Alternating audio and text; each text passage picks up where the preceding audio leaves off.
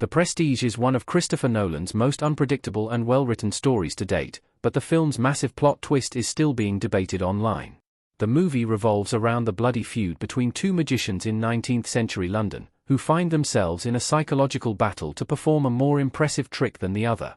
The ending of The Prestige brings the shocking revelation that while Angier has been using clones to make his version of the transporting man work, Alfred has been secretly living in tandem with his twin brother.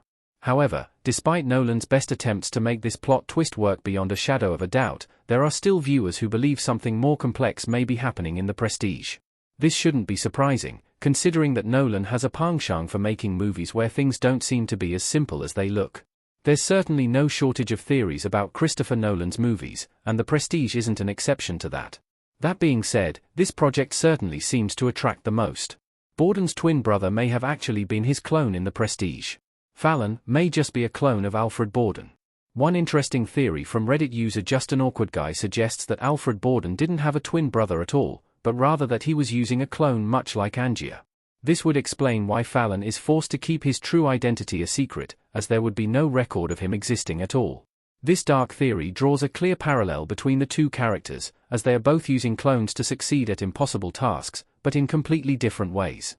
While Angier kills his original self every night and only allows the clone to live, Alfred allows both clones to live half a life at all times. It's an interesting commentary on the nature of self and identity that's already present in Nolan's screenplay, but this theory gives it a whole new dimension by connecting Alfred and Angier even more tightly. There are many theories about Nolan's The Prestige, but this is certainly among the most interesting. The problems with Borden's twin being a clone in The Prestige. There just isn't enough evidence to believe the theory. Unfortunately, it's hard to accept this theory given how little evidence there is to support it. The whole concept hinges on the idea that Alfred's notebook is unlocked by the word Tesla, which could suggest a shared history between the two characters, but when Angier arrives at Tesla's lab, the machine doesn't yet exist. Surely, if Alfred had used Tesla's designs to create a clone of himself, the scientist would still have the machine, or at least the knowledge, to give to Angier. The evidence is circumstantial, as there's nothing in the screenplay to suggest that Fallon is a clone of Alfred. If anything, their inability to love the same woman proves how different they are. If the two men were actually the same, it would logically follow that they would fall in love with either Sarah or Olivia. The greatest part of The Prestige is that it's difficult to predict plot twist is hiding in plain sight, just like the answers to the magic tricks that Alfred and Angier perform. Fallon being a clone would ruin the magic of that reveal. The Prestige is a much better story if Christian Bale's characters are really just twins. Nolan's screenplay is much more powerful this way. The Prestige is a story about how far people are willing to go in order to achieve greatness. Alfred constantly talks about how he wants to be remembered as the man who accomplished the greatest magic trick of all time, and he's willing to sacrifice half of his entire identity in order to make it work.